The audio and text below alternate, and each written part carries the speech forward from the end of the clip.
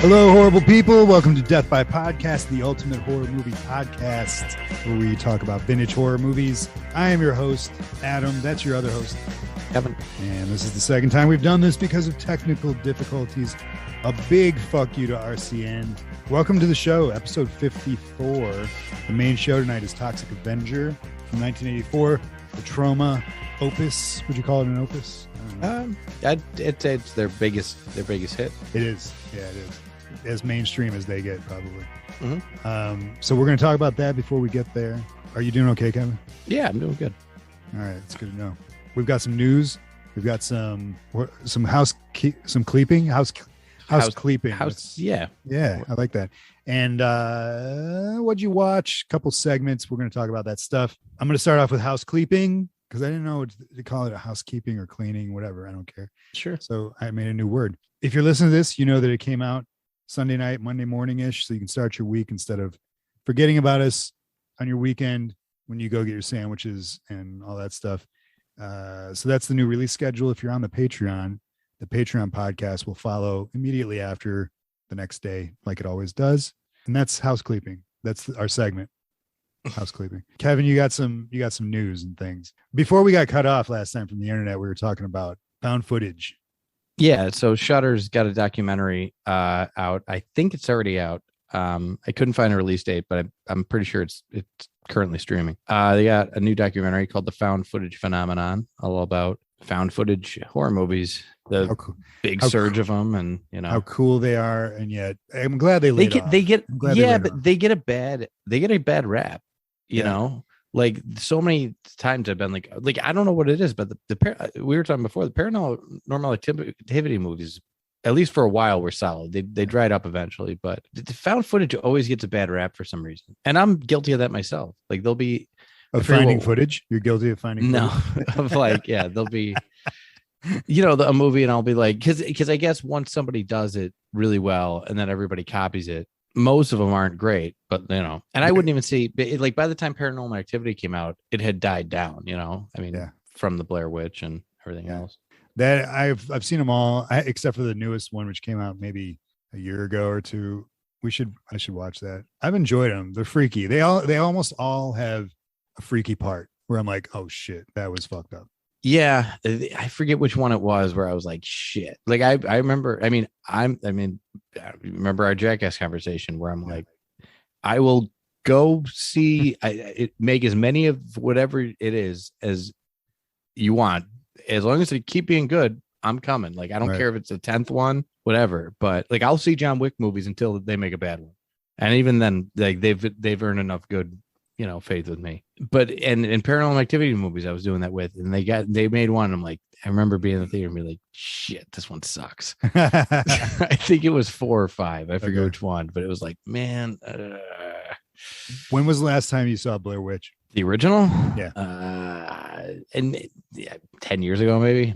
Okay. Did you see it in theaters? I did. Man, I can't remember if I did. I remember everything around it, and I remember but by the time I saw it, I do remember by the time I saw it, it had been blown that it wasn't real. Isn't remember that crazy? They marketed it as real. Well, they marketed it was real, and everybody bought it because the internet wasn't really around. I mean, It was 1999. Yes. Right. So, I mean, the internet was around, but it wasn't prevalent. It wasn't. Al Gore hadn't bought it yet or whatever. Invented it. It was, but like that, their marketing.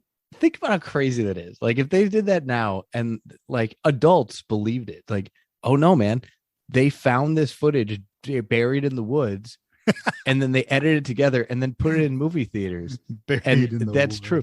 And like just that alone. And then these people went missing and they put this footage out. And they marketed it as if it was real and everybody bought it. I remember the first time I realized that they were full of shit was when they were on TRL. They went on Total Request Live. Like the 3 people. And I was like, Julian, what's the host of that? Julian Carson Daly Chandler. Yeah. And I was like, oh, what the fuck? And I'm like, and in hindsight, how was I that stupid? How was everybody that stupid? I mean, man, it's weird. Every once in a while, something will come up where either somebody doesn't know something. And I'm like, how can you not know that? It's the internet. Or you talk about a time where the thing, like you just said, And it's like, that time, there was a time, and it wasn't too long ago, where we didn't know everything that we knew. Well, just like that's so, what it reminds me of, like in hindsight. This is kind of a side story, but I think it's funny. My friend hates this story, he denies it, but it's very true. I had this friend, and he came over to my apartment one time, and he was like he's like, man, I watched this documentary, you got to see it, about George Harrison, and like the whole thing. He starts telling me about the whole Paul is dead thing, like with the Beatles. And I'm like, I know about that. Yeah. I mean, like, it was a thing people said. And we were in our 20s. We were in our mid 20s. And he's like, you got to watch this documentary. This guy got a package in the mail, and it's like George Harrison like documented all this stuff and like made a tape, and like this guy has this tape, and he like is going over it. I'm like, what? He's like, and he plays the tape. It's fucking crazy. And I'm like, when did this come out? He's like, it's new. I'm like, and he's got this DVD, and I'm like, all right, I'll watch this. I'm like, this wasn't on the news or anything. That sounds pretty nuts. Like, come on. I'm like, that's bullshit, right? And he's like, no, man, I'm dead serious. This is crazy. So I get the DVD and I throw it on, and it starts off. It's like really shitty, like Photoshop, and like Times New Roman credits and everything. But then like this voice comes on, and it says like, it's got this like text that says like that whoever made the footage like had a package drop off at his house, and the tape said like the last confession of George Harrison. And then it starts off, they play the tape, and it's this guy going, hello, this is George Harrison. And it's that's who narrates this whole thing. And then he just basically breaks down all the like Paul is dead stuff. I call him, and I'm like, because I watched the whole thing and like laughed my ass off that my friend thought this was real. Oh my God. And I'm like, I'm like, I don't even know what to say. I'm like, are you the biggest idiot like I've ever met in my life? I'm like, this is clearly fake. He's like, well, maybe maybe the voice is fake, but the rest is real. And I'm like, you are so dumb. I can't wrap my head around it. Like, I mean, this is crazy. This is well after, Wouldn't the giveaway be like the fact that in the video tape it said this package arrived on? Yeah, it was insanity. I mean, obviously it was nuts. And what's funny is like years later, the same company put out like another video about like that Elvis is actually still alive. And I remember I was like, hey, look at this, man. We got to check this out. People might not know about it. Like, that's awesome. But he swears, he's like, no, I knew it was fake the whole time. I was just, I'm like, no, you didn't, man. You were fucking convinced, man. That's amazing. But I mean, I did that when I was a kid. They had that, remember that alien autopsy thing they played on Fox? Yeah. I watched that, and what they said was real.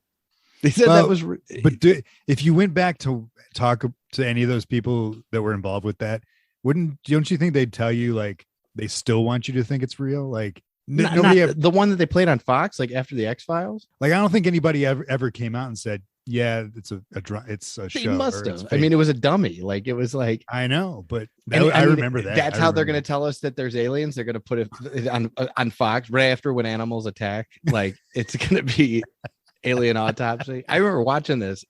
And I remember like, telling my parents, like, do you know this is on? Like, they're like, yeah, you're a moron. Yeah. Like, but I was like 11. So that's awesome. That is awesome. I remember that. God, that's crazy. But yeah, found footage. I think it's a solid, I don't know, technique. Genre. Yeah. It did get, obviously, like you can turn on half the movies on Tubi or garbage found footage. Well, it's just it's a cheap way to do it. I mean, George Romero did one, Which one? Oh, is it Diary of the Dead is a found footage. But that's still, the perspective on that one is still like in the movie, isn't it? I don't know. I don't think so. I didn't see. I know that one's like, real late in his career. Those later George Romero movies are kind of rough. Like, was it Land of the Dead? I think Land of the Dead has like a budget and was in theaters though. That's like, the one with Hopper, right? Dennis Hopper? So. I saw that one in theater when it came out. That's the one where the zombies like fire guns. Yeah, that's where he lost me. Even though, to his credit, he was just trying to evolve the genre that he basically created. Yeah, so, totally. I'd like to go back and watch those, starting with that one going forward, because I love the original 3. Those are great. Have you ever seen Martin? That's him. Oh yeah. No, I have not. Who's in that? I don't know. I've never seen it. I've heard about it. I've heard it's really great, but I'd like to see. I've never seen anything they did besides the zombie Right. stuff, you know. The other one, what's the other one that got remade with Timothy Oliphant? It's oh man, I can't remember what it is. The remake is great. Dawn of the Dead? No, it's Because it's yeah, called like Creepers, or I forget what it's called. I always forget the name. It's a Timothy Oliphant movie, and it's great. The remake, the original that Romero did is one that I need to see. Of course, doesn't matter because I don't know the name of it. But what else you got? You guys, zombie. well, yeah, we got around zombie news. There's a couple other like news things, and this one isn't really horror. It kind of is, but I'm curious on where you think about it because I'm kind of yeah, we do sports. What do you want? kind of vanilla. No, it's have you seen this HBO Max announced this new cartoon Velma? Have you seen this? Velma with a V or a TH? Velma, VELMA, and it seems like it's going to be like a adult cartoon like Harley Quinn starring Velma from Scooby-Doo. But all the dorks just won, man. And I'm kind of like, really? Like whatever, but it's like the ultimate Harley Quinn. I was shocked how good it was. I thought for sure really? it was good. I thought Harley Quinn was going to be edgelord bullshit, and it kind of is, but it's not as cringe. It's not cringy. Like I thought it was going to be just like, oh, fuck off. But like, I was shocked how good the Harley Quinn show is. So that's a cartoon on HBO. Yeah, yeah, and it's like, yeah, it's super R-rated. It's like, you know, is it? I don't like good. that character. Is it worth watching? Yeah, I don't. I think you would love it. It's a lot like Venture Brothers. It's more like Venture Brothers is awesome.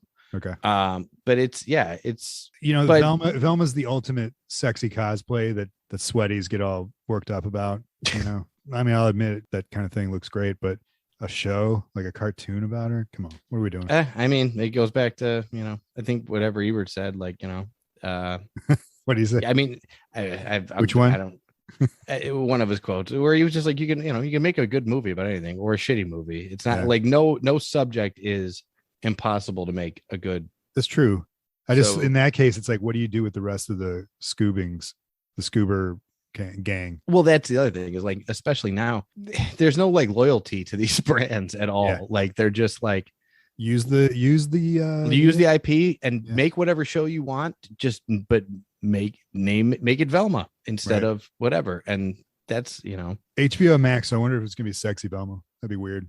They've only released one still. Like the only thing it releases is still it's like a zombie that's like dead, and there's like a naked chick and Velma, and they're all looking at the zombie. Scooby-Doo, man. I mean, while we're on it, amazing villains. Like those, as far as the horror genre and cartoons goes, those villains were amazing. Like the character design, you mean? Yeah, the character designs. I love those things. Solid show. I wonder if it holds up. It does. I wasn't like a major Scooby-Doo fan, but it was always on after school. Yeah, I went through a phase where I watched it like every day. Yeah, and it still holds up. There's a great episode of Supernatural where the two brothers, something spooky happens with the TV while one of them's watching Scooby-Doo, and they get sucked into the TV, into the world of Scooby-Doo, and become cartoons. Oh, that's cool. The whole episode is a cartoon in the style of Scooby-Doo, but with the two, what's the gun? The Winchester brothers teaming up with the Scooby-Doo gang, but they get killed off. It's really good episode. I'll find it and you can find it after that. Watch it. I've never seen that show. That might be, it's such a good show for what it is. It's a good show. It's a CW show, but yeah, definitely their best. It's especially like 20 seasons, right? Dude, it went 16 maybe. They just ended it. It's insane. And it's like 25 episodes this season. Yeah. Yeah, I'm never doing that. I've done it. Like I've got 2 more seasons to go and I'll be done. But I've been watching it for most of my life. So Jesus. But yeah, great show. And Rob Zombie News, nothing crazy. He just he put out like a behind the scenes video of like them, like it looks like a TikTok video, but it's probably basically some like not casting news, but Uncle Gilbert is apparently in the movie. Who is in the show. He's just the creature from the Black Lagoon. Oh, that's cool. Like he was wearing a suit. Yeah. Oh, dude. See, now that I might dig if Rob Zombie gives his version of the creature. I mean, that's exactly what it looks like. Oh, there's a picture of it. There's like there's footage. Like there's shit. Yeah, they're like jumping around and dancing. what one of my favorite design, my favorite, well, in Monster Squad, it's a tough call between the werewolf design in that movie and the Gillman design in that movie. They're both just traditional, but upgraded or updated. Sure. And they're really, really great. So I always look for like a good, twist on the classics. That's cool. Maybe, I don't know, maybe I was talking about this with somebody on Instagram, I think, about they posted like a cool picture of the original monsters. I was just like, what do you think about the remake? And they were all excited. And so I had to bring them down, I told them my theory of, it's going to be a PG rated R or X. I think it's going to be good. I think you should watch Devil's Rejects, especially if you've never seen it, man. I keep forgetting to. It's, it's definitely on my list. Oh, Supernatural. That would be a decent one to check out. Maybe one of those, or that episode, maybe for the Patreon sure podcast. I think you'd dig it. Speaking of, for Patreon, we did Toxic Crusaders, which is to tie in with tonight's show, Toxic Avenger, the Toxic Crusaders cartoon from 91, also from Troma. Really cool cartoon. I dug it. We talked about that on the Patreon. We're going to do, we did episode 1. So for those of you interested, you got any more news? Nope. I got one. It's a bit of a downer. We lost Fred Ward this week. You know Fred Ward? Yeah. Yeah.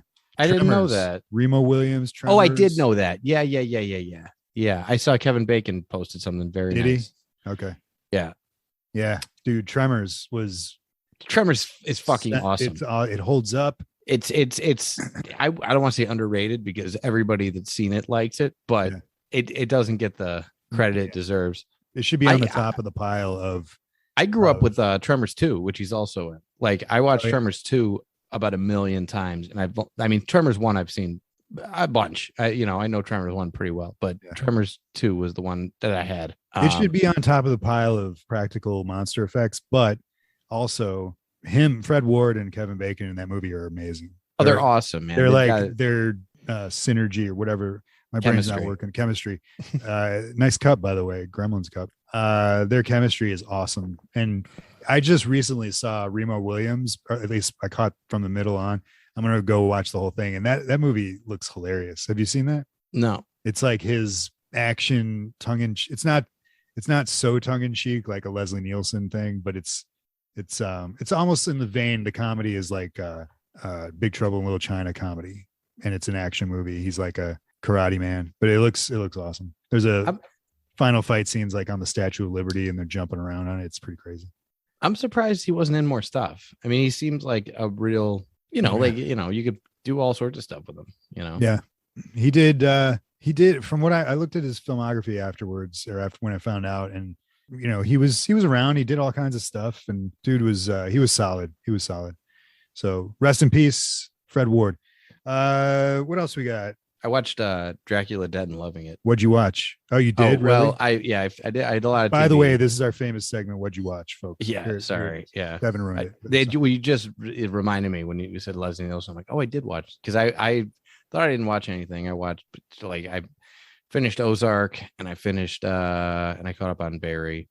But so how did this compare to Repossessed that we did a few weeks ago? Dead and loving it. It's stupid. Like, it's not. I would say it's probably Mel Brooks's worst. Okay. Oh shit, I forgot it was Mel Brooks. Really? Yeah, I think it's worst. You haven't seen Men in Tights recently, right? I love Men in Tights. Okay. Like, Men in Tights might be worse, but I'm unable to watch it without nostalgia. But like, I get it. Yeah. Spaceballs might be really bad, but like, I'm unable to watch it without.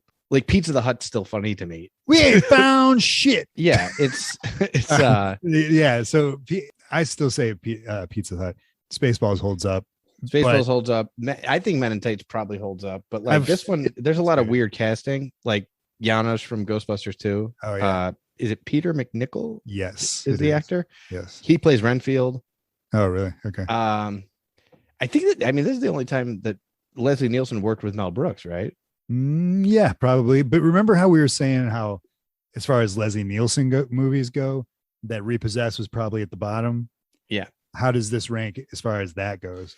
I don't know, because like Repossessed is probably, like, that's the other thing, is like, I don't have the nostalgia like glasses for this one. So right. Yeah. I don't know. I mean, it's tough. I mean, like, where I have it for Repossessed, like, I like Repossessed better, but Okay. Yeah, but it also might be like the humor doesn't land with me as much. Okay. You know, so I don't know. I Worth want to check it watching. out. I've been wanting to watch it. I don't think I've ever seen it. Yeah, I mean, you got to be in a mood for sure. I don't know if I said this last week, but I did go watch those fart interviews that Leslie Nielsen did. It's the best. Oh my God. There's the one where the guy gets angry. He's like, he like looks at him. He's like, are you done? You know, like it's hilarious. But then like, I was surprised that Conan didn't go with it a little more. Like he almost immediately was like, all right, what are you doing? You know, Well, that's Conan's an expert straight man. yeah, You know, yeah, it's true. Did you watch anything else? not just live TV, but Ozark, stuff like that. And Yeah, I watched a shitload of Star Trek. It's just I've been putting it on. That's your fault. I hate you, Yeah. but I've been putting it on in the background because Pluto has that stupid channel. It's like all Star Trek. But you know, I did watch that Strange New Worlds. I have no barometer of what is good or bad Star Trek. It's all bad, but also interesting and good. But it doesn't like, as far as the shows go, the movies are different, but I think for a Star Trek fan, it's worth a watch because you were calling me about it, telling me to check it out. I'm familiar with Pike, and I think Anson Mount does a good Pike from what I know from the original series. Just the concept. There's a scene in there where who cares about spoilers, but there's a scene in there where towards the end where he's like, you know, they're in disguise with their nose makeup and like, which is a traditional Star Trek thing, but they're like on the alien planet and they've been captured. But Pike is like, he says something like, you know, that scenario when two people meet and one of them is basically says like one of them is more powerful than the other. He's like, or has a weapon that's more powerful than the other. The aliens are like, yeah, sure, whatever. Presses his button on his chest and he's like, okay, guys. And then all of a sudden the Enterprise appears in the sky over their city. And he's like, well, I win because I guess the Enterprise is super powerful. Yeah, I mean, it's the flagship of the. Okay, so he's like, yeah, I win. So you guys got to listen to me. It was just a cool scene displaying his power, but also his restraint and just his command of, you know, he's the leader or whatever. I mean, like the show sounds interesting. You know what, man? New Star Trek. It's just been. I feel like Charlie Brown with the fucking football. Like I'm done giving him chances. You say that every fucking time with the football. That's what it is. It's like, hey, man, this sounds great, doesn't it? And then you watch it, and then even like the first episode, it's always like this too. The first episode's like, okay, all right, really? And then by episode like 9, you're like, what am I doing with this? I hate it. Was the first episode of Picard good? It was like intriguing. It was It was like, I don't get what's going on. Like, it was like there was a lot of shit going on. It was like, I don't hate it, but I don't know where they're going with any of this. So let's see where they're going with this. I don't know. It feels like, I feel like I'm being punked. Yeah. Like it's just the worst thing ever. Well, if you get in the mood, give it a try. It felt more cinematic than most. I didn't like this iteration of Spock, which I know you don't also. Yeah, but I'm sure. Yeah. You know, if you like cheeseburgers, give them. I mean, the Orville starts up in 2 weeks, and that's not Star Trek, man. That scratches my itch. It's more Star Trek than Star Trek's been for the last decade. I also watched. I don't know if you watched it. I know you've got it for us, but Quiet Place 2. Did you watch it? I did not watch it. No. Really good. I know you like the first one. We talked about. Yeah, that. I like the first one a lot. First one's great. You know, amazing concept, quasi original concept. The second one is really good. Krasinski, man, is an awesome director because he directs this one too. And it's got Cillian Murphy, who's like the male lead. He's great. You know, it's a different kind of role. It's a heroic role, which we don't usually see him in. So, I mean, we do, but we don't. Like more tough. Like in 28 Days Later, he's the unwitting by default hero guy. He has to survive. But in this one, right off the bat, he's just like really cool role. Emily Blunt is great. The kids, though, man, are phenomenal in this movie, which is a rarity, you know? Yeah, same kids. Yeah, they are. You know, remember the deaf girl, the daughter? She's just amazing. I wish I knew her name, and I hope that she gets more stuff, but I kind of want to just see her in more Quiet Place movies. So I don't know. What are you gonna say? Nothing. Yeah, I would check it out. Check it out. It's solid. I also watched, and I think you said you saw this Come to Daddy with Elijah Wood. Yeah. So like, we were talked about it or we talked about Elijah Wood a bunch last week. You sent me a text about this, and I was like, yeah, I'll check that out. I think I either downloaded it or I watched whatever it was. I threw it on, and I was like, oh, I watched it. I watched it when it was brand new. Like it came out, and I watched it. And I was like, oh, I totally forgot about it. It's only like a year or two old, right? Yeah. Do you remember it? Yeah, I don't remember. I remember a lot of like twists and turns, and like I don't remember the final like outcome. But I remember really, really enjoying it. Come to Daddy, Elijah Wood. Brief, small spoilers here. If you haven't seen it, you should go watch it. I think I watched it on Amazon or something. But spoilers for this. Basically, it's just like Elijah Wood is he's estranged from his dad for like his whole life. And he's been living this sort of like, you can't really tell what kind of lifestyle he's been living, but he brags about being in the music business and stuff. He's really successful. Like he's in. He is, but remember he lies about it. Do you remember that? Yeah. He says he knows Elton John, and his dad calls him out on it. But basically, he's been estranged. He gets a letter from his dad saying, "Come visit me." So he goes to visit him, but it turns out it's not. The dad's been like kind of kidnapped by these like shitbags, and Elijah Wood slowly unravels. He eventually realizes that that's not that it's not his dad. I won't give any more spoilers than that, but I always forget his name. The guy who plays his dad, who's not his dad in the beginning, like the drunk shitbag. Right. Fucking love that guy, man. He did a movie called Pontypool, really fucking great zombie movie where he plays a radio DJ, and during the breakout of a zombie breakout. I won't give any more away, but it's like the whole thing takes place inside his studio. It's called Pontypool. Really cool movie. Way different, refreshing take on zombies as far as the structure of the movie goes. But yeah, Come to Daddy was great. I really liked it. Elijah Wood he keeps doing these weird things, these weird movies that just like go in weird directions. He knows his shit, man. I think we talked about it last week. He owns his own production company, and I think his production company is making the Toxic Avenger remake. Yeah, that's right. That's why we were talking about him last week. What else? Oh, and then I watched Dawn of the Beast on Shudder original. It's a Wendigo versus Bigfoot. Garbage. All right. But also the creature effects were decent. It's one of those movies that, like, Shudder and Tubi have these dime a dozen horror movies. I'm always intrigued by people's takes on the Wendigo, the creature of the Wendigo. Oh yeah. I didn't know that it was an actual myth until I was much older. I always thought it was a Marvel Comics. They created it. Yeah. And that's what I think of when I think of a Wendigo. Really, the bit like an abominable snowman. Like literally exactly what's in. Yeah. Big Sasquatch, basically white Sasquatch. Yeah. That's, what it actually is, right? It's more supernatural than that. Oh, really? The Wendigo. So there's actually a really good movie called Antlers that just recently came out. Yeah, you were telling me about this. Yeah. So that's about the Wendigo, and that gives you way more insight into the lore. Or you could watch the very first episode of Supernatural, which is about the Wendigo as well. Man, back when they used to do Creature of the Week. But yeah, the Wendigo is basically like it's more spirit driven, especially in like Native American culture. It's a spirit that's I'm going to get this wrong, but it kind of like inhabits a person and turns them into the creature. So it's almost like a host deal. Oh, okay. And Antlers takes it to a really interesting level. Also directed by a famous director that is really good, but worth checking out. This one is not. Dawn of the Beast. Don't bother.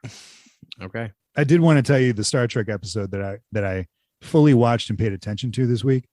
I don't know the name of it, but it's where Stats he goes to the planet to retrieve some radioactive rocks that have crashed or something, and loses his memory. He loses memory, yeah. And he ends up infecting all because nobody says like radioactive on the box, and nobody knows what that means. So they're all dickheads and get radioactive shit on them.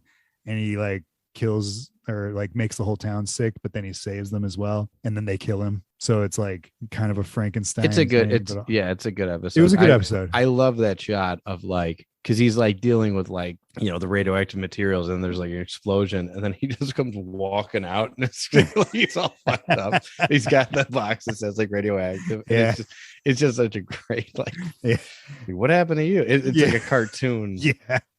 How when he meets the village people, no pun intended.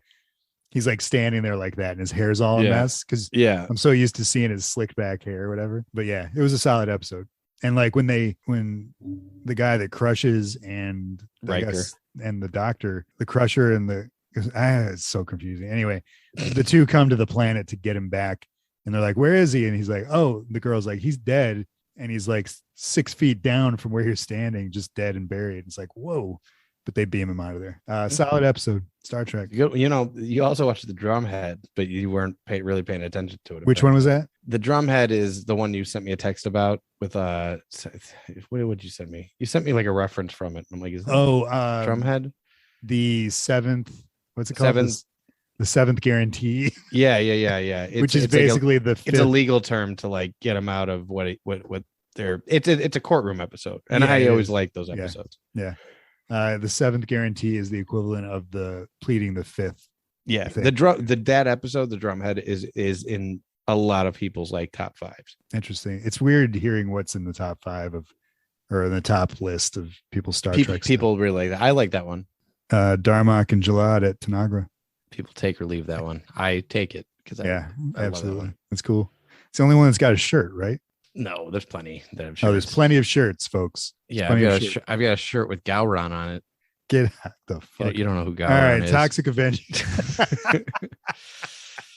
You got anything else? We got anything else to? We can get into Toxic Avenger. All right, let's do Toxic Avenger before the internet decides no. So, Toxic Avenger, 1984, Troma, Lloyd Kaufman. Yep. We've talked about Kaufman on the show before. Solid guy, maybe the happiest guy in show business, maybe. Possibly, man. Possibly. Just very cool guy. I mean, I don't know what he's like in his private life, but he's a gem, man, to talk to. I get the feeling he's got a solid thing going with his wife, just from how she was like, how careful she said he should be at the beginning of the pandemic when I met him. But who knows? 1984. As far as the cast goes on this. You have the VHS box? Oh, yeah, that's right. Thanks for reminding me. So we're supposed to read the VHS rundown for every movie because a lot of times we watch these movies and people don't know what the fuck we're talking about. So here's what the VHS says. It says, what's faster? Jesus Christ. It says, what's faster than a spreading germ, more powerful than Mr. Clean, and more lethal than nuclear waste? Is it the floor cleaner? Is it a waste site? No. It is the Toxic Avenger, the first superhero from New Jersey. He French fries his foes, dry cleans the dastardly. This is the most bonkers thing ever. Watch out, bad guys. Truth, justice, and the American way is on the righteous rampage. It's Melvin, alias the Toxic Avenger, and he's gonna get you. Transformed from wimp to warrior by a dip in the chemical pool, Melvin talks to his friends. Talks. Don't they usually say Toxie on the cartoon? Yeah, and that's what he's referred to after in the second and third one, I think. Okay, and fourth, that makes more sense. Melvin talks to his friends, battles corruption and crime in a small American town, but can even an industrial strength superhero survive a showdown against an army of tanks and troops? Thrilled to the action, adventure, and yes, romance of this hilarious tongue-in-cheek hit. Warning.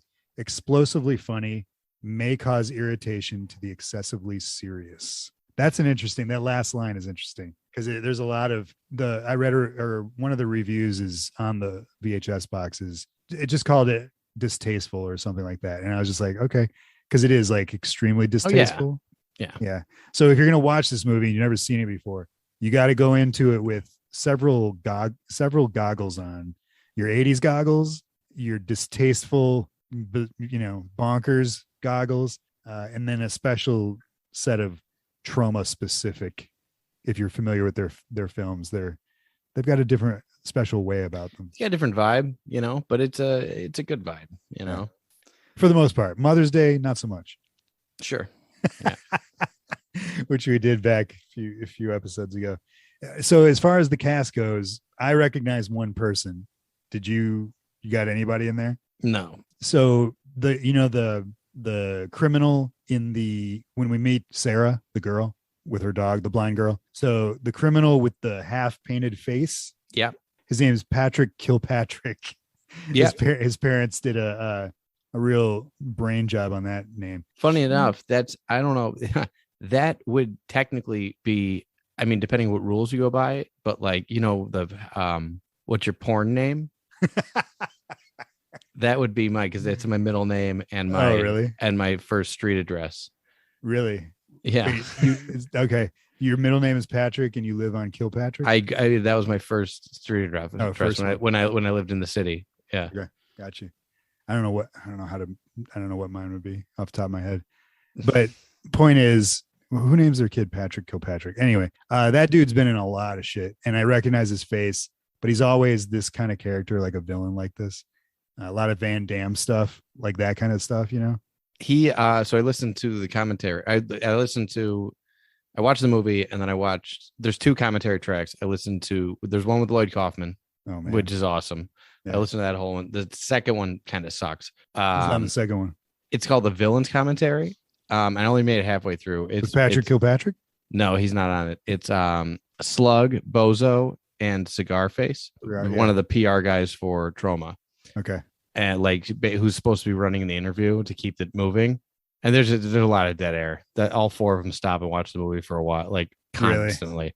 Really? Yeah. I mean, it's fine. And maybe they get better at it as it goes, but like about 40 minutes in, like after they kept it, I was like, all right. Are those, I know Cigar Face, are those 3 guys, are the other 2 guys his other 2 crew members? No, the other 2 guys are the main like bullies. Oh, yeah. Okay. The car dudes.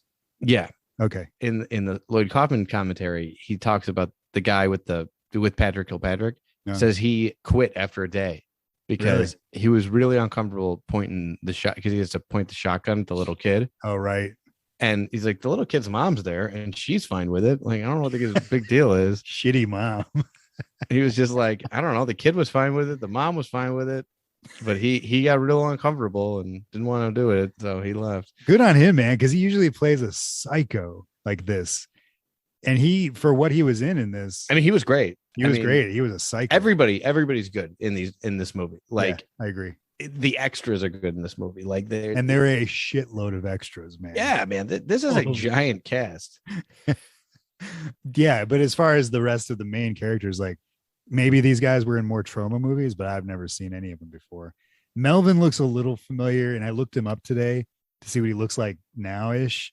He doesn't look anything like this anymore. Yeah. Well, you can see him. You can see Melvin in there. I couldn't when I saw it. I mean, there was only one picture of him on IMDb that I saw. Like a beard and weirdness. That was the other hard thing is like when you go on IMDb to like match everybody up to like take notes, almost nobody has a profile picture because most of them didn't do other movies, I wonder if they just if they worked on Troma movies, like maybe in the back, like behind the scenes or anything like that. I know that Bozo, the main like car guy, he's in a couple. His face looked familiar. I don't know.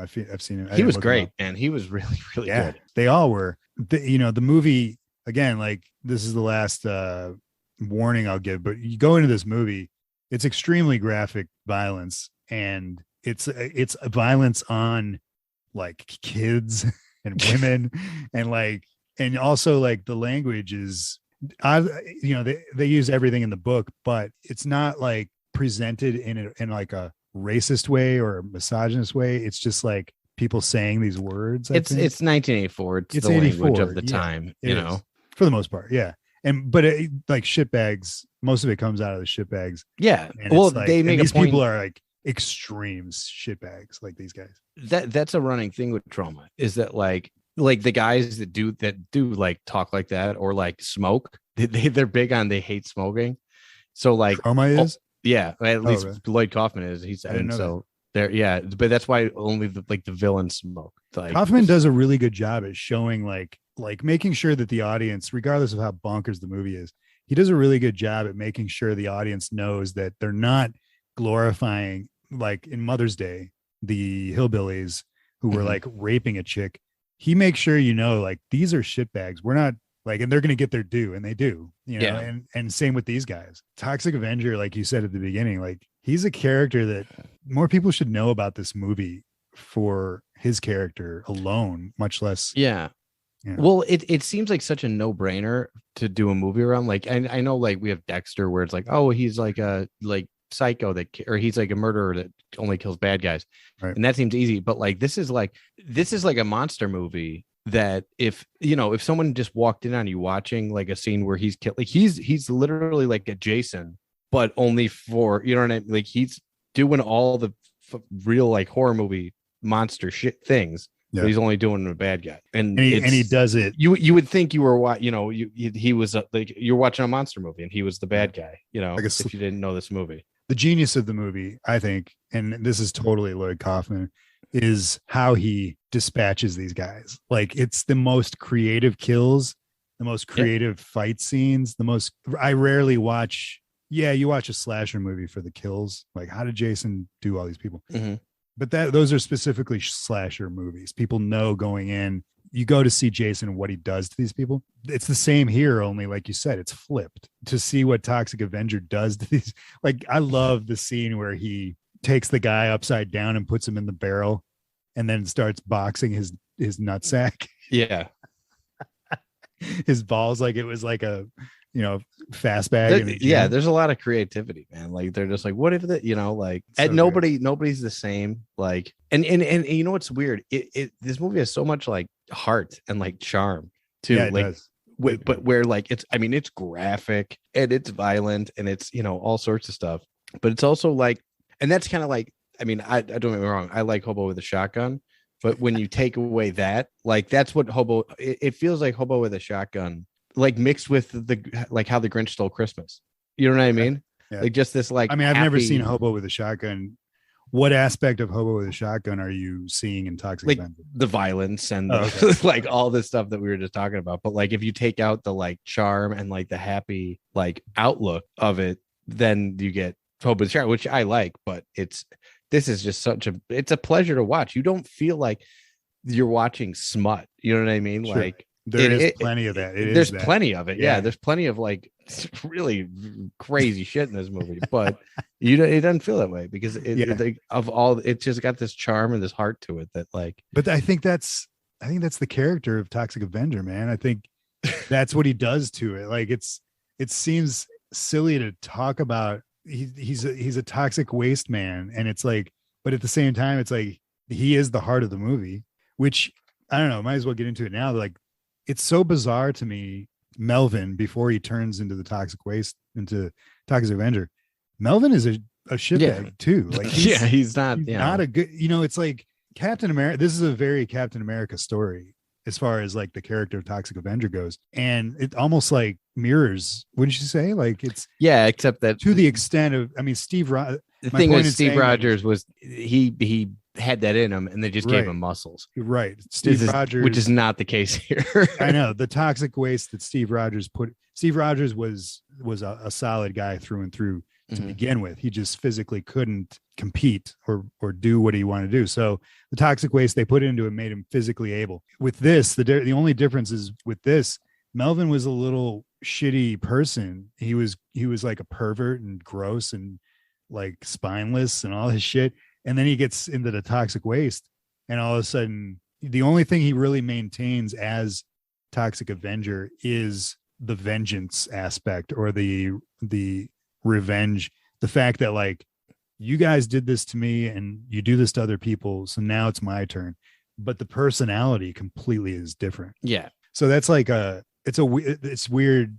I still have trouble wrapping my head around that because Toxic Avenger is such a good guy. I love if you saw I haven't posted yet, but when you listen to this, it'll be up. The recording tonight image on Instagram that I put up is when he's helping the old lady across the street. Yeah. And it's like, it's during a montage where Toxic Avenger is running around doing stuff like that. And he stops, grabs the lady's groceries and like puts his hand out to stop traffic. And it's that shot. It's a screenshot of that. So, but it's hilarious how he like abruptly this toxic man runs up really abruptly and fast to this old lady and is just like, give me your groceries, stop the traffic, let's go. but it's, that's him. That's who the character is. So. But there's also a scene where two guys beat an old lady to death with their own cane. Well, those are the villains doing that too. Yeah. So, but it's like, that's what I mean. Like, you would think that, like, with how far this movie goes, you would think it would be hard to balance it. You know what I mean? But they do a great job. Yeah, they do, because the violence done by the villains is extreme, and it's bad, and it's like it's nuts, man. The main two villains in the main two villains in the show or in the movie are these two guys that love doing hit and runs. But then you also get these little gangs that Toxic Avenger encounters throughout. But the two guys in the car, man, and they're two chicks that are just fucking psychos. Yeah. Like, who get off on seeing them being in the car with them while they do the hit and run on the kid on the bike. Yeah. And on the bicycle. And it's like, he's all like riding his bike. And even they pull up next to him and he looks over and waves. And then they just like run him over, smash him. He's still moving. They back over his head and his head explodes. I mean, that shit is like raw, Yeah. And then juxtapose Toxic Avenger doing the same thing, but he's doing it to avenge people like their kids. So the beginning of the movie, we got to talk about this gym. Yeah. Is our gyms. I haven't been to a gym in a while. And when I did it, maybe it was my gym. My gym wasn't anything like this. I know you go to a lot of gyms. This gym is like, it's crazy because there's that gym in Repossessed that we watched. Yeah. Remember? Yeah. Which was like, that was crazy. This gym is like something else, man. I mean, it's a mall. Yeah. And but it's got people in the gym are doing everything you would do on the street. Like, there's people smoking.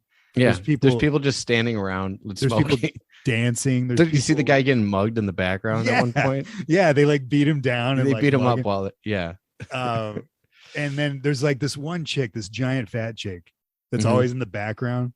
And there's a scene and she's eating, like, she's always eating. She's always eating. But there's a great scene when they're in the pool room or whatever. She's got this guy. There's a guy up against the wall, and she's got her two arms against the wall facing him, like trapping him. And it's just like this giant chick just trapping this guy, and he's just kind of like standing there, like whatever. Just the shit that's going on in the background alone is worth watching this movie. That's where the extras in this movie, I think, really shine, because all those people, they're all extras. and they're probably like in every Troma movie, just kind of like the guy you said that gets beat down and mugged. He's just kind of walking through the frame in the background, and these two guys come up to him all, and they're just like, whatever. And it's like they just decide in the moment to like throw him down on the ground and beat him.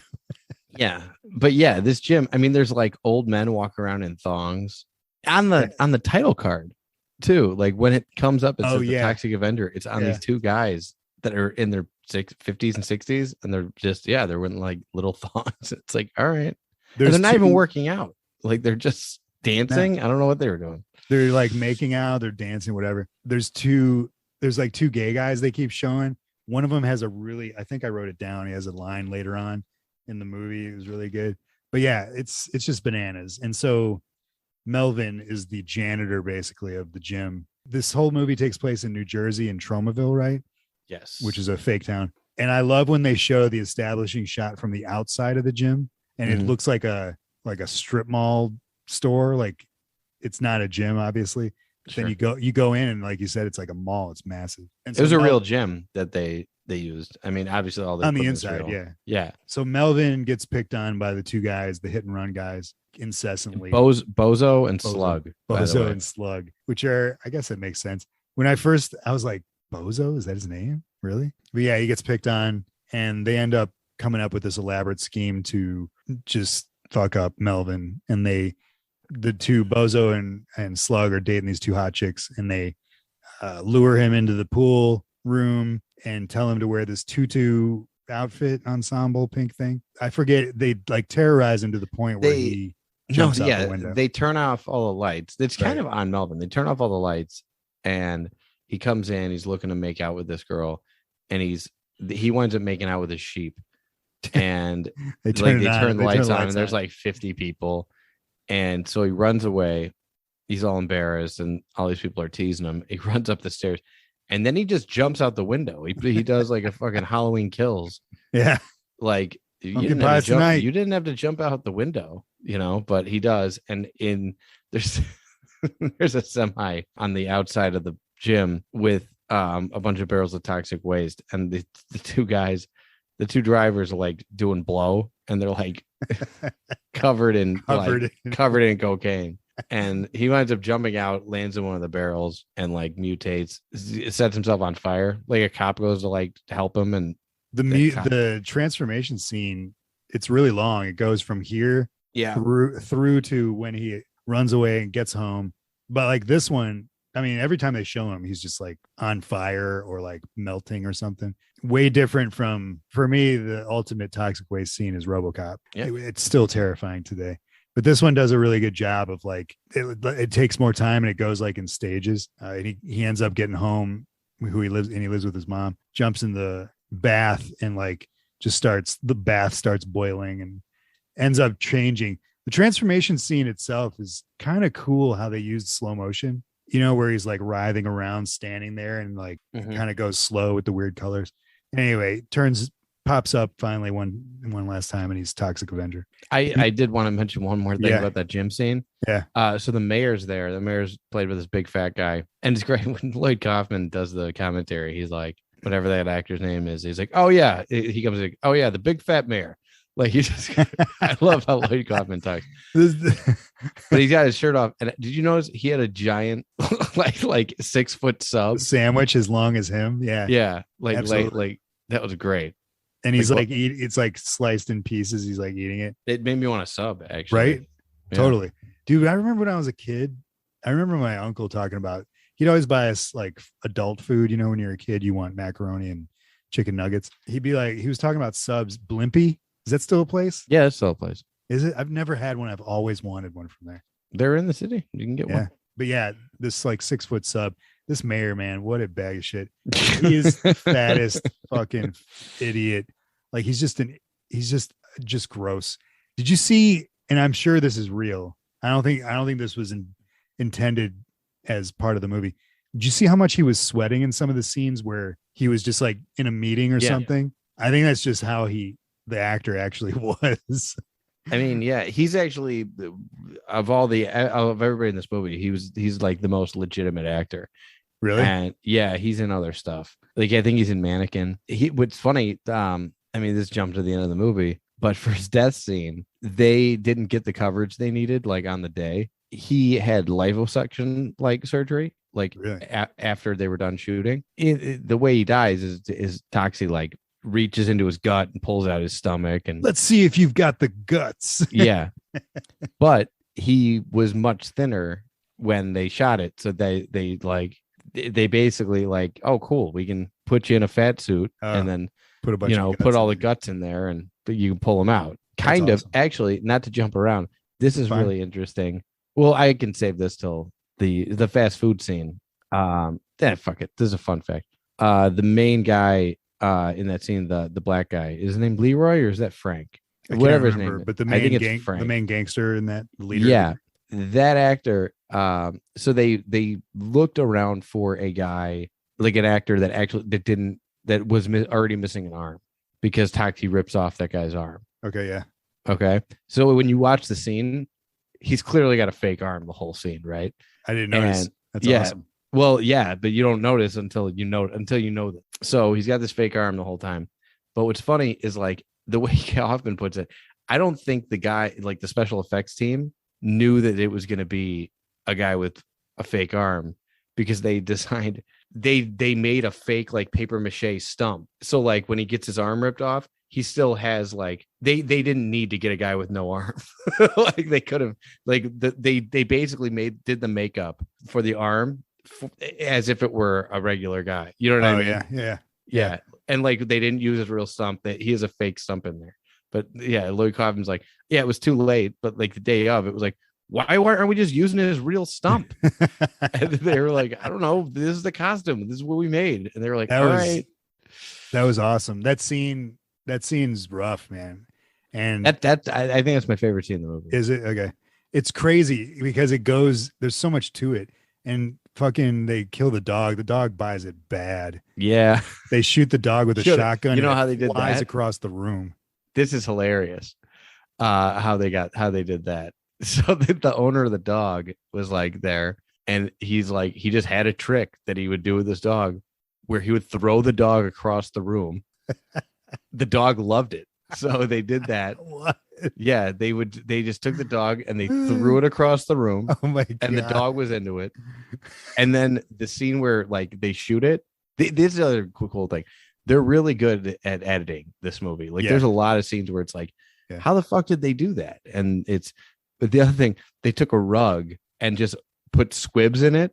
And they cut it like so quick that like he throws that, like you see the dog fly across the floor, right. And then they have this rug that they filled up with squibs and set the squibs off, and that's all it is. That's hilarious. When they shoot the dog, it's just a rug with squibs in it. So if you like paused it right, would you see like, yeah, like if you got it on the right frame, that's all it is. It's just a hilarious. Rug that doesn't even match the dog. They tried to get a rug that was the same color as the dog, and they're like, and Lloyd Kaufman's like, look, it doesn't even match. It's hilarious too, because later on in the scene when she's crying about the dog, they cut back to the dog laying on the ground shot, and it's clearly alive and breathing. Yeah, it's playing laying there, but it's like all grossed out and shot. Yeah, they put a bunch of crap all over it. Yeah, but it's like sitting there like with his tongue out looking at you and like breathing. You could see.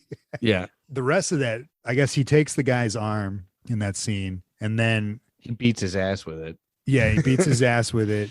And then there's a second dude that what does he do to the second guy? So this is how he takes everybody. Yeah, the guy with the red face. Oh yeah, the red face. Like that guy's going ape shit. Like that guy, he brings in the back and like jams a bunch of ice cream in his mouth. Right. And basically makes like a sundae out of him. But he puts the blender in his mouth. Yeah, and then the other guy does a bunch of karate. So this is what I was getting at. This dude all of a sudden jumps out and he's like, it's such weird karate, man, because he looks like the guy, the way he moves, it looks like he weighs 10 pounds, the way he's like floating around. It's hilarious. And he's like floating over here and he'll throw a punch and he pulls out nunchucks. He pulls out nunchucks. Yeah. It's insane. And then finally Toxic Avenger like gets him. He gets him. He puts his fryer. He puts his hands in the fryer. Yeah. It's a great scene. And this is where he meets Sarah, the blind chick, blind girlfriend, which is crazy. She's super hot, but she's also extremely bizarre looking when she looks at the camera or like looks like they zoom in on her face. And just the fact that she like goes and lives with him in the garbage. It's so weird. It's just bizarre. It is. Did they talk about her on the commentary? Yeah. She actually wrote a lot of the music for the movie. And is she like a singer? Yeah, like her primary job is like musician. I guess like they liked her so much. Like originally, like there was a bunch of nudity with her part, and they rewrote it because she didn't want. She was like, I don't want to do nudity, and they were like, we'll rewrite your part so that we can do it. Like, so yeah, they really liked her. But yeah, and I thought she was good. She's hilarious. Like when they come into her place, her apartment, and she trips over, like she's like, watch your step. Mm-hmm. And she just falls flat on her face. She's got like a collection, like not a collection, but like an arsenal of canes over here. Remember, she goes to grab one and they all fall down. There's like 100 of them. Before this scene, though, there's another fight scene. I think it's the first one. Yeah, with Cigar Face. Yeah. Yeah. All right, so Cigar Face. And this is, to me, I really like that one we just talked about, but I always laugh my ass off on this one with the cross-dressing guy. Yeah, Knuckles and Nipples are the two other guys' names. Do you know which one he is, the cross-dresser? No, I don't know which one. He's hilarious. Just the way he looks and the way he talks and what he says, always laughing.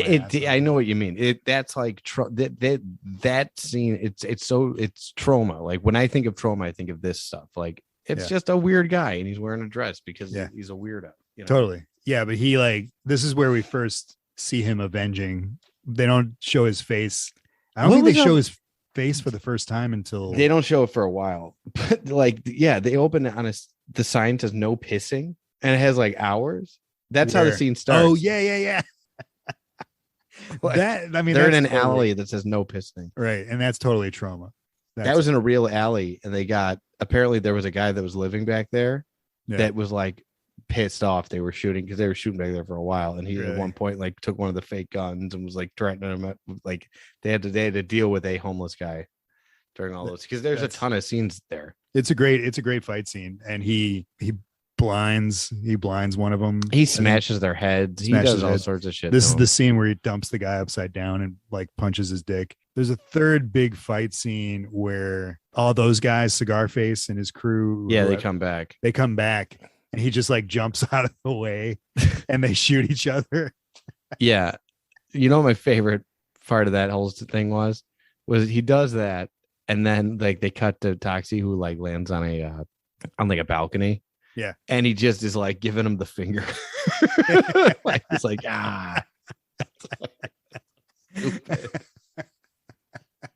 Yeah, dude. I love that aspect of him where it's like, because the second he changes into Toxic Avenger, he's a different person. Yeah. Like, that voice too. And the voice is amazing. Yeah.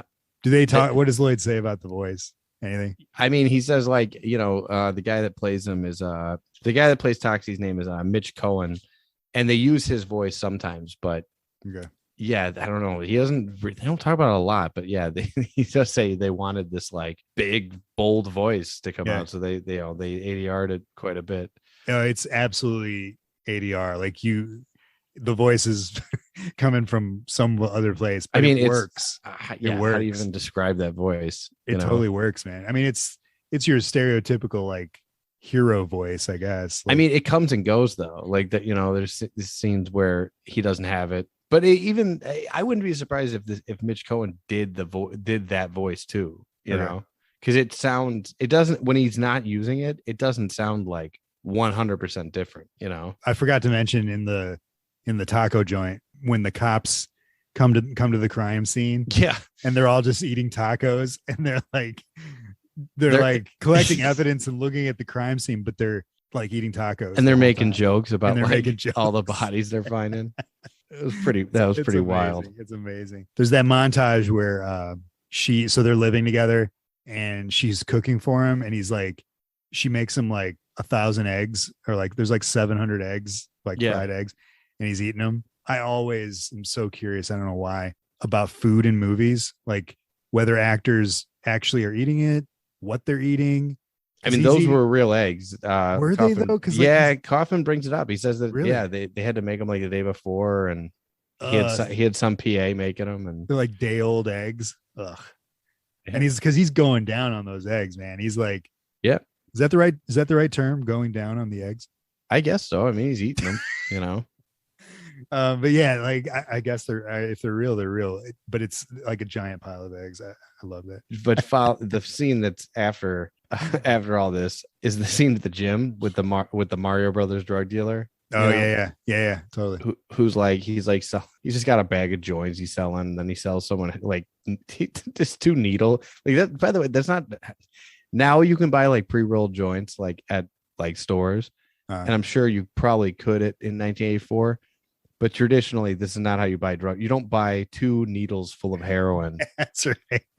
He's going around the gym. You buy the heroin, and then the needle. You supply your own needle. Right. I assume. I don't know. Don't you have to like put it in a spoon first and like light it on fire? I think that's crack.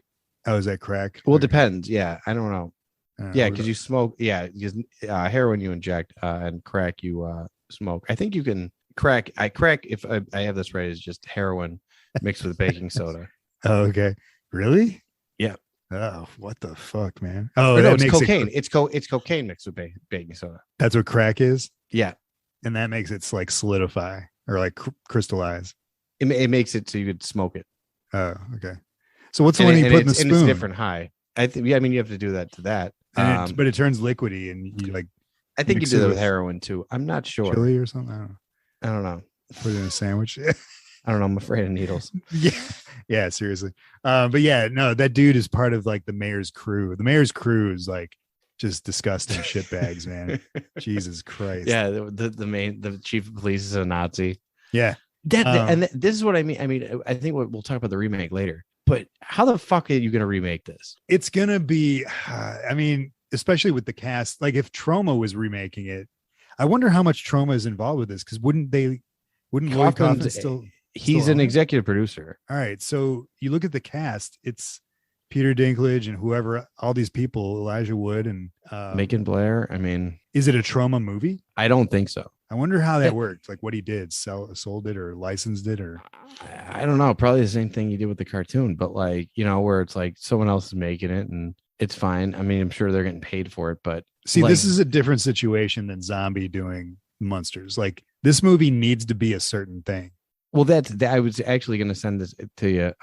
Kevin Smith, somebody asked, because I guess they approached him to do the remake and he was all over it. And then he went in for a meeting and they like were pitching it to him. And yeah, definitely play the clip. But they said basically the thing that they disagreed on was the budget. He's like, They wanted to make it for $35 million. And he's like, have you guys seen that movie? He's like, part of the charm is like what it is, you know, like that's, but he's like, why? He's like, that's like making Clerks for $35 million. Why the fuck would you do that? That's part of the thing. So he's saying that he's saying he doesn't want that much money. No, yeah, he's like, if you're gonna remake Toxic Avenger, he's like, you've seen the movie, like make that, like make something like that. I mean, and I get that you could throw more money at it, and it's always like, I mean, not to bring up Star Trek again, but it's like, well, why are you remaking it? Like, you like the first one, right? Like, are you trying to? What are you gonna do that they didn't do in this that merits making this? You know what I mean? Like, yeah.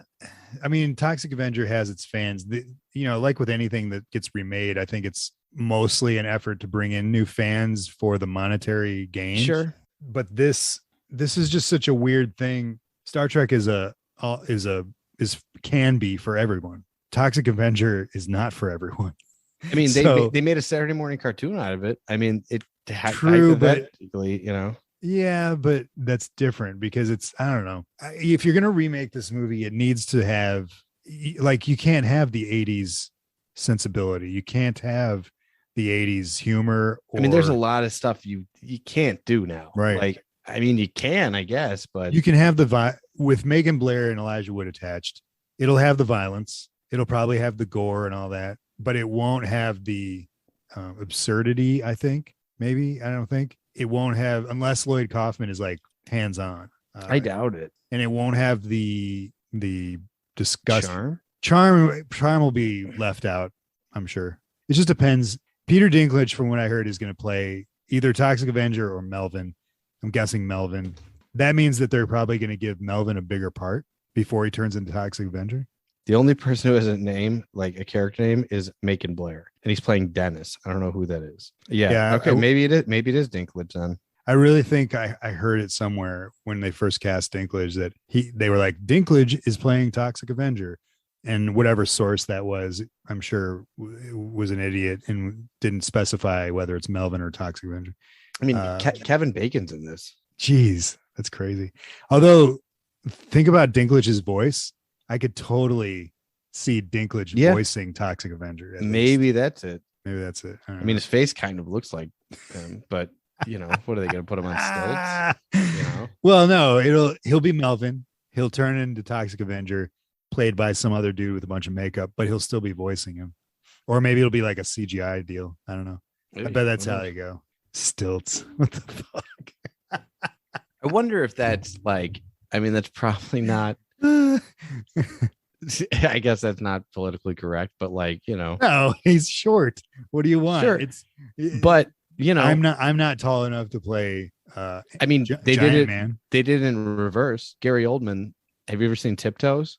Is that the one where he's the racer? The racer, the car driver? No, I thought that's where he played a little person. Nope, it's a movie called Tiptoes. Tiptoes. That is insane.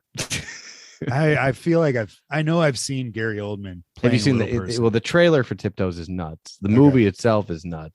The movie's fucking insane. I need to check it out. I have it on DVD. If you ever want to watch it. There's a movie where Gary Oldman plays a race car driver, I'm pretty sure, but he's a little person. And I was like, there's no way he played a little person twice. I think I don't know, man. There is no There's an interview with him where they ask him about Tiptoes, and he basically says, like, yeah, they really fucked that up. He's like, we had a good movie on our hands, and Really? there was a lot of interference, and yeah, now that Is it a bad joke. movie? Is it a bad movie? Yeah, it's really bad. Oh, really? But it's like, it's hilarious bad. Not to go on a tangent. You know what it's about? It's Matthew McConaughey and Kate Beckinsale, and they're like this couple. He gets her pregnant, and he's like, all right, well, I gotta tell you something. And then he takes her to like his family reunion, and his whole family's midgets. Like, and he's like really afraid the baby's gonna be born a midget.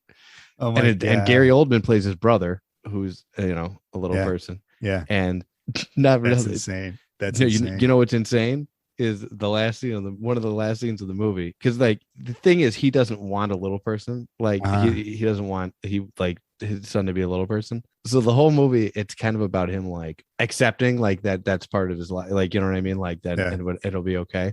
Yeah. And you think that's where it's going, and then the baby's born, and it's a little person, and he's so fucking angry.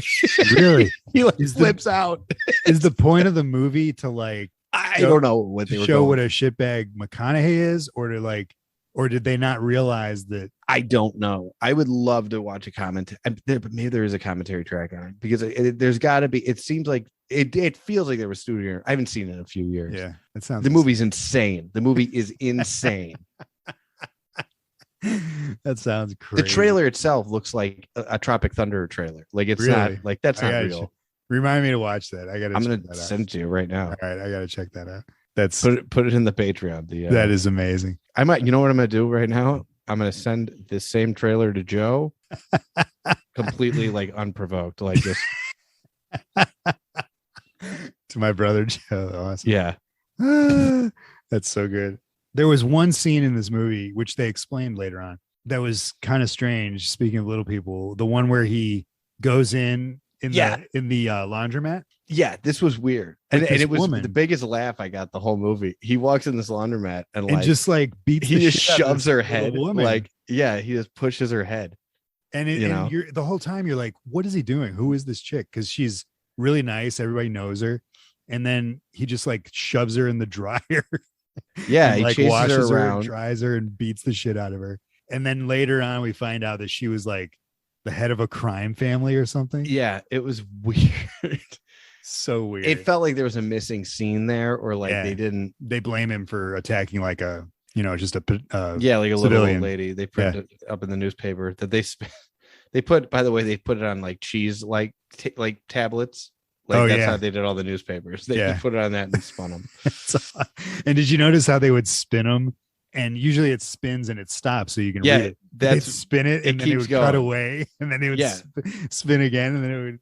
Because they don't know when it's gonna stop. They don't want it to stop upside down, or So then the end of the movie, they find Toxic Avenger, the mayor and his crew, and they send. This scene always impresses me in a weird way, because they get so many. There's so many people. They find out where Toxic Avenger and his girlfriend are staying, and they're just like camping out in this like in a tent in the middle of a field. In a tent in a field, which is right outside New Jersey. And they're just like, they got their clothesline and whatever, and she's out there in her bikini, whatever. They get like the army or the National Guard and tanks, and then the entire town is there.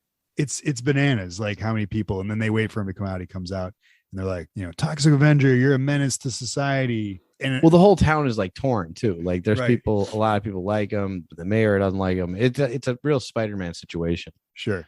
I love though, throughout the whole like being torn scenario with the town, these kids, like there's the scene with the cop and they're all eating ice cream, and there's like 5 kids there, and they're all just like talking about how much they love Toxic Avenger. They make shirts that say like, I love the monster. Yeah. And like, but these kids, they keep coming back to like this one group of kids that are all like, they all love Toxic Avenger, and they're always like eating something or a mess or like whatever. One of them's Lloyd Kaufman's daughter. Oh, really? That's awesome. So yeah, they're all there, and they're like, no, you can't kill Toxic Avenger. And they get in his way, and then Toxic Avenger just comes up and to the mayor, something like, you're a bag of shit. Let's see if you got the guts. And that's when he punches him and pulls his guts out. Cool scene. I love it. I love the dynamic between Toxic Avenger, the character of Toxic Avenger, and his girlfriend, and like the fact that she's blind and has no idea. And every time they show her, she's just like okay with everything and like kind of just super naive to everything. The fact that she's like standing there in front of like this giant mob with basically no clothes on. Yeah. It's like, hilarious. It's hilarious. I mean, you know what's cool, man? Everything in this movie, like they do everything well. Like the car chase scene is like exceptional. Like it's not even like right. I forgot about that. A movie like this. Yeah. And a lot of it is like, you know, like when they do smash people's heads. We didn't even talk about that when they smash Mario's head. Like, oh right. Oh shit! In the gym. Yeah. Jesus that was Christ. Pretty awesome. And it's still like moving. Like half of his head gets fucking smashed. Yeah. And then it's just like that's insane. And like shit like that can really happen at a gym. That's why it's crazy. I just sent Joe that trailer and he responded. He goes, "Is that fucking real?"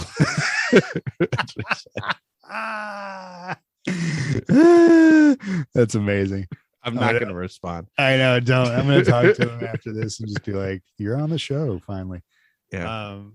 Yeah, that was awesome. But the car chase was great with Bozo. That's where they finally kill Bozo, the hit and run guy. Did Kaufman talk about the car chase? Yeah, he talked about it a lot. And he said, he's like, I didn't know how to shoot a car chase at all. He's like, so I just watched and studied the shit out of the Road Warrior. He's like, I've looked into what George Miller did. And he's like, you know, he would, you know, tie cameras to cars and stuff like that. And he's like, I just basically ripped off George Miller for this scene. But he did say that it scared the shit out of him. There was when the car goes up and it was, you know, when they finally blow it up at the end, there's basically like a brace that was supposed to be welded into the car so that the driver could get out or whatever it was. So that it wouldn't crush the driver when it landed. Sure. But the guy that welded it like to the floor of the car instead of like the frame or wherever he was supposed to weld it, so that when they hit, when it hit, it just dropped right through the bottom. And like, and the guy was fine, but they had to go get like the jaws of life to get him out of the car, and they called an ambulance. And it was like, and he was really scared. He's like, that's it, man. Fucking, I just killed somebody. He's like, I was sure I just killed somebody. But, Kaufman said that he directed this. Yeah, him and so he co-directs with Michael Hers. All their movies, the two of them do. Oh, really? Okay. Not all their movies, but all the ones they direct, but they co-direct. Okay. Yeah, man. You know, I don't know what a solo Kaufman directed movie would look like, but whatever, between the two of them, at least, I like this movie is awesomely directed. Everything from like the car chases to, I mean, the performances, everybody, fight scenes, performances. So, yeah, it's great. Especially when you see like what Kaufman does in his spare time, like on Instagram and stuff, like his whipped cream and coffee cake parties or whatever the fuck he's doing. yeah, dude. So in this scene, this is where Bozo dies. The car crashes and Bozo blows up. And I like that they show him laying there all fried, and Toxic Avenger just gets out of the car and walks away. But yeah, I mean, I don't know. I mean, that's the end of the movie was cool. I love after he kills the mayor, and there's like a short montage of him running around the town, just running around like a lot of those shots are like reused too. Yeah, from totally. The montage from earlier in the movie. Totally. It's just so funny. Like the poses that he strikes with the sun setting behind him. It's like, I would have loved to have been that actor, just like running around and freeze framing, like posing stuff. But I want to see some of the sequels and see what. Yeah, me too. For sure. I strongly recommend this commentary track, at least the one Kaufman does. There's all these little cool things, man. Like they had to spray, those rats. Like they at one point, like he's chasing this chick and she opens up this door and there's a bunch of rats. They had to spray paint the rats because they were the wrong color. Really? Yeah, they were like spotted and they're like, no, we want gray rats. And then like they spray, and apparently rats like clean themselves super, super fast. So they kept spray painting these rats and like they kept cleaning themselves. And they were like, fuck, okay, fine. We have to shoot them immediately after we spray paint. I mean, there's all these like crazy scenes, man. I mean, where do you even start? You know, like I don't know. I can go on for days with this movie. I'm gonna watch this a million times. I mean, I've seen it before, but it's better every time. Do you think there's another Troma movie that's like even close to the caliber of this as far as Troma movies go? Yeah, I mean, like Troma and Juliet good. I haven't seen that in a while, but I mean, it's not. I know what you think when you think of a Troma movie now, where you're like, all right, that's a lot. Yeah. But like, there's a few, like, Sergeant Kabuki Man, NYPD. Like, yeah, I mean, I think this is the best, like, and most weirdly, like, the most accessible. Like, like this is the one I wouldn't show my wife any of them, but if I had to, I think I'd do this one. Dude, please at least try to watch this with her. Like, don't tell her what you're putting on and just say, hey, do you trust me? Obviously, after she's not going to trust you. Yeah. But that's how I got her to watch ET. But come on, man. She's a maniac for not liking ET. Well, no, she did like ET. Oh, she did. Okay. She wouldn't watch it. I had to. Yeah, we went to the theater, and I told her we were there to see something else. And then the movie started, and she's like, "The fuck is this? Is this fucking ET?" I'm gonna do that with the Rain Man. She won't watch Rain Man either. Really? She won't watch Rain Man or like Top Gun. She doesn't like 80s Cruise for some reason. Really? Can you believe that comes out next week? Top Gun Maverick? 2? Yeah. Why didn't they just call it Maverick? Yeah, they should. It's been delayed for like 3 years or something. Yeah. What was funny was the I love how they got it made. By the way, like they went to Tom Cruise and asked him to do it. And he was like, only if I get to really fly the planes. Like, okay. So that's why all the shots like in the trailer are like they look cool, but they're just him flying planes. And it's like because he's actually flying insane. Jets. He's insane. I can't wait until like the last Tom Cruise movie is going to be him in space and he gets stuck like in space.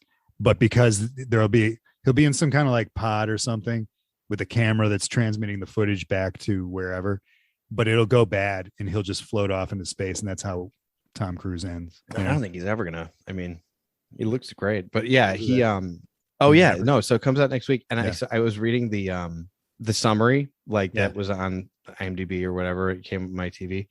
And says like after 30 years, whatever, it said like Pete like Billingsley or whatever, like this big summary. I'm like, who the fuck is Pete Billingsley? I'm like, is that Maverick's name? And I'm like, I don't think they ever say his name in Top Gun. Is that his name? Is that who they're referring to? It must be because they say like he's been in the Peter Billingsley. It's not Peter Billingsley. I just said that. That's the kid from Christmas Story. Yeah. Well, he's actually a big time producer. He's in like other things. He's like Favreau's partner. Yeah, but I saw the name and I'm like, do they ever say that that's his name? Maybe they don't. Maverick's real name is like Pete Mitchell. Julian Smith. Yeah, it's Pete Mitchell. But they don't call him Maverick in the thing. It says like Pete Mitchell's been on the road for whatever. I'm like, who the fuck is Pete Mitchell? Who is that? It's probably like Julian something. Julian Smith. It's probably his real name. It's probably Maverick's real name, Julian Smith. Oh, you think this is gonna be good? I'm not a huge Top Gun fan. Tony Scott's dead. I like Top. Yeah. Not enough to like go see this. I'll wait until I can watch it for. Oh, you know what's gonna be annoying? They're gonna have like a volleyball scene and stuff. Like it's gonna be annoying. I think. No, instead of volleyball, it'll be it'll be like axe throwing. For all those fucking suburban. No, they're gonna have a volleyball scene. It's gonna be like a winky scene. Like, remember the volleyball scene from the first movie that everybody talks about? And it's gonna be. I don't talk about it. Is that what everybody talks about? From Matt? A lot of people talk about that scene. Toxic Avenger. You got anything else on that? No, man. Anything else you want to talk about the commentary? Anything else? I mean, there's little cool things like Slug and with the chick, the guy with the headband, and the other guy. Like they met on the set and got married. And they opened a theater company. Really? I mean, there's all these really neat things like that. They like how they got the National Guard in the movie. Like they just like Lloyd Kaufman's like, I don't know how we got him. He's like, there was a army base right by where we were shooting, and he's like, I know we didn't go through the proper channels because you have to get cleared by like the U.S. government stuff if you want. He's like, but I think they just said and just came over and there's all these like little neat things about this. Like. Most of the cops in this movie, like their extras, are real cops. It doesn't surprise me. Well, because they wanted to shoot in the police station, and they were like, "Hey, that was the condition. Can we be in your movie?" Anybody's hat who fits right is a real cop, because otherwise it was a costume, and it was a one size fits all costume. I wonder if they knew what kind of movie they were in, like they were going to be in. Yeah, I don't know. That's what the gym said. The gym, they wanted to call it like the Tromaville gym, but the gym was like, "No, you have to put our name in the movie." What was it? Do you remember what it was? No, it's only on like one sign. That's kind of like the there was a story about, I know you don't like Always Sunny in Philadelphia, but they had a partnership with like Bud Light when the movies or when the series started, and they said like Yeah. No, you could. Yeah, put it in the background and put a bunch of Bud Light signs. Yeah, it'll be great. And then the first episode is called like the gang gets racist, and there's a bunch of racist stuff in the episode, and immediately Budweiser like, yeah, no, you're pulling that. Like, we already shot half the season. Like, we don't give a shit. Figure it out. Jesus Christ. And then like it's funny because the guys were like, hey, fuck you. Like, where did you whatever? And then like they went to FX, and FX was like, no, fuck you. We have a relationship with Budweiser. You're like our new show. Like, figure it out. Like, edit that out of the episode. So like the whole first season has like Budweiser like blurred out all over the place. Oh, really? They just left it in, blurred it out. And then eventually like Coors came in and said, like in like season 13, they were like, oh yeah, you definitely. And Coors is all over it now. 13? They've done 13 seasons. Oh, there's like 17. Jesus Christ. People, there's a lot of seasons. Supernatural. Yeah. Come on. I don't know. I dropped out after 9, I think. But wow, that's insane. And it's not even because it got bad. I just forgot to watch it one season and just never started back up. You got anything else? Toxic? No, I got nothing. I'd say if anybody listened to our Mother's Day episode, and we gave fair warning that it's a pretty hard movie to watch, but this one is a shitload of fun. It's a great movie. Toxic Avenger is really cool. I think it's absolutely worth watching, especially with the remake coming. I have a feeling it's going to be really important to know where that movie came from, the remake. Like, watch this before you watch that if you're going to watch it at all. I hope I'm really curious about how that's going to turn out. It's going to be weird. It's either going to be like really weird and like, all right, or it's going to be nothing like Toxic Avenger, Right. But which isn't always bad. I mean, like, that's like everybody says the new Evil Dead is good. Yeah, it is. And like I haven't seen it, but it's a really good horror movie. But well, maybe this will be really good. It's just like it just doesn't have, it's not a Sam Raimi movie, so right. Which is like to me, like, make something else. Like, call it totally, call it, absolutely, call it house at horror movie at the house or whatever. Yeah, like, totally. I don't know why you got to call it that. Great title, horror movie at the house. But yeah, I'll see it. It's just gonna be that. I don't even care. It's just gonna be weird. I just want to see it so I know like where people who watched Toxic Avenger and were like, I want to remake that, and then what they do with it. I want to see. I mean, I would see if Macon Blair put anything out, I would watch it. I've liked everything he's done. So Lloyd Kaufman producing, Macon Blair involved, Elijah Wood involved. It's gonna be something worth watching, I think, for Toxic Avenger fans. But that's the other thing I want to watch is the sequels for this. Yeah, maybe I'll watch the sequels this week. I'm telling you, the Troma app is $5 a month, and it's got all the bonus shit. That's one thing. Yeah, I'll recommend everybody. Like, that Troma app is worth it if you're into what they do. Cool. It's a big if, but yeah. All right, man. Toxic Avenger in the books. Letter T. Next week, I have the letter. What comes after T? U. So the letter U. Kevin and I spent hours and hours looking for a movie for the letter U. It's a shitty letter. If you remember last season, we did Urban Legend, the Gerard Leto vehicle, and that movie just blows so bad. So we were at a loss, but Kevin saved the day. Even though it's my letter, I don't give a shit. We're gonna do 1996's Uncle. Is it just Uncle Sam, or is? I think it's called Uncle Sam. Yeah. Yeah, or is it Uncle Sam? I want you dead. No, I think that's the tagline. Okay, that's just a tagline. So Uncle Sam. I vaguely remember the VHS box, which is a really weird looking Uncle Sam, zombie looking. But you found some information out about this movie. Yeah. So it's directed by Jake LaMotta, his nephew. Wait, Jake LaMotta, like the boxer? The boxer, the real Jake LaMotta that Raging Bull's based off of. His nephew directed. Right, so that's one. It's written by Larry Cohen, who also wrote The Stuff and awesome. the good. sequel to, pretty solid. Edited by Bob Murawski, who is Sam Raimi's like editor. He edits all of his shit, including Doctor Strange. That's 3. Cast has 3 notable people in it. It's got Robert Forster. Oh shit, I'm in. Yeah, right. Yeah.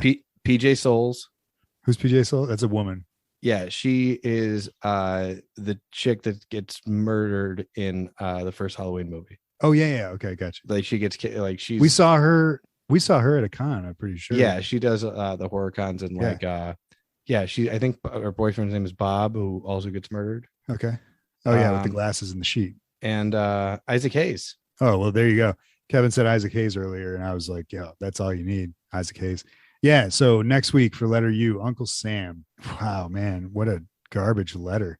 But Robert Forster, 1996. So this is right around like just before Jackie Brown. Jackie Brown, I think, was 97. Yeah.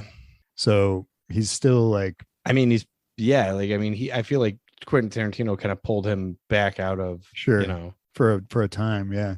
All right, cool. This is so weird looking, this Uncle Sam picture. There's a lot we can do with that, though. That's good. I wonder if it's a Jack Frost type deal where that's not even in the movie. I guarantee it is, man. I'd be willing to bet that it is. Those sons of bitches. All right, so done deal. Next week, letter U, Uncle Sam, and we're getting close to the end of the alphabet. So this is when it gets rough. Like, it gets really thin for a lot of these letters. So we got to start. I got to start. You got to remind me, like, did you, like, during the week, did you pick your letter so that I can do like way more research and try to really dig something up? Yeah, I totally forgot about it too. But this will be good. Oh, geez. I think that's all we got. You got anything else for tonight? No. It's been a rocky road, but we got it done. Go see Toxic Avenger. It's a good movie. It's a solid movie. Yeah, it's great. It's really, really, really definitely worth watching. All right, if you guys want to find us on social media, you can find us Instagram and Twitter at Death by Podcast. We're also on YouTube if you like listen to podcasts on YouTube, and we got shitty trailers up there and you can see our faces. What else? If you want to support the show directly, you can join us on Patreon. That's patreon.com/deathbypodcast, where we have our bonus second mini podcast show, BoobTube TV.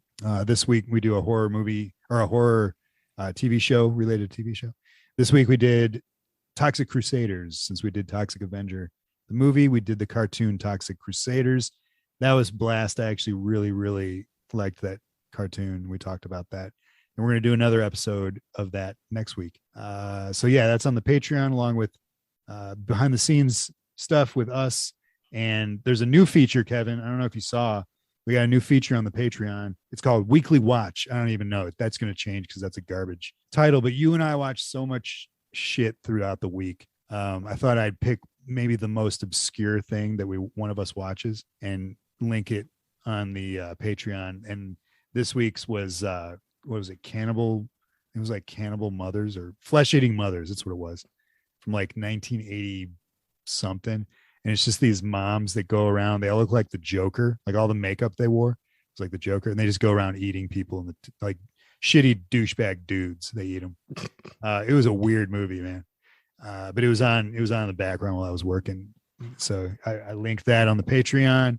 What else? Talk about if you like the show, share the show. That's the biggest thing you can do if you want to help out the show. It, you can share it. Leave us a review on iTunes or anywhere you can leave a review. But just tell people about the show, because that's what we're doing. What do you got? You want to say something? No, I was going to ask you if you'd seen a movie, and that popped in my head. But what was it? You ever seen Teeth? Is that with a girl who has teeth in her vagina? Yeah.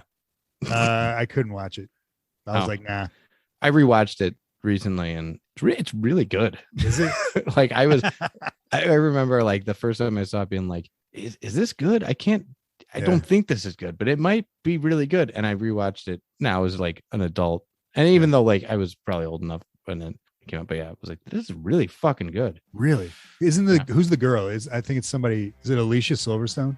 No, no, it's Jess West. I think it's Jess Wexler. She was in a lot. She was kind of uppity coming for a while, and I haven't seen her in anything. She was in 21 Jump Street and the movie. Yeah, that's not 21 Jump Street. That's garbage. The TV show 21 Jump Street is Johnny Depp. That's where it's at. All right, folks, go watch Teeth. Vagina Teeth. Thanks for being here. Thanks for listening. We will see you next week. I am your host, Adam. That's your other host, Kevin. It's Miller time. Kevin? You suck. Perfect. On the first try. All right, folks. Thank you for being here. We will talk to you in hell. Goodbye.